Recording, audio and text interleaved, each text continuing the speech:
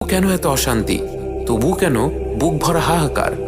বর্তমানে একজন বাবা মা তার সন্তান ফজরের নামাজ বাদ দিলে যত না কষ্ট পায়, তার চেয়ে লক্ষ গুণে বেশি কষ্ট পায় পরীক্ষায় জিপিএ 5 না পেলে, ভালো কলেজ বা বিশ্ববিদ্যালয়ে ভর্তি না হতে পারলে।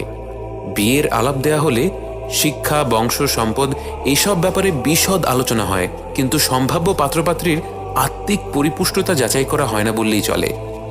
এর ফলে একদিকে আমরা সমাজে ধারাবাহিক অর্থনৈতিক উন্নয়ন দেখতে পাচ্ছি, ঘরে ঘরে এখন টেলিভিশন, স্মার্টফোন, ফ্রিজ ইত্যাদি থাকাটা খুবই স্বাভাবিক হয়ে গেছে, কিন্তু অন্যদিকে সমাজে ছড়িয়ে পড়ছে নানা ধরনের সমস্যা, মাদকাসক্তি, ডিপ্রেশন, বিবাহ বিচ্ছেদ থেকে শুরু করে আত্মহত্যা এবং ধর্ষণের মতো গুরুতর ঘটনা এখন প্রতিনিয়তই ঘটছে।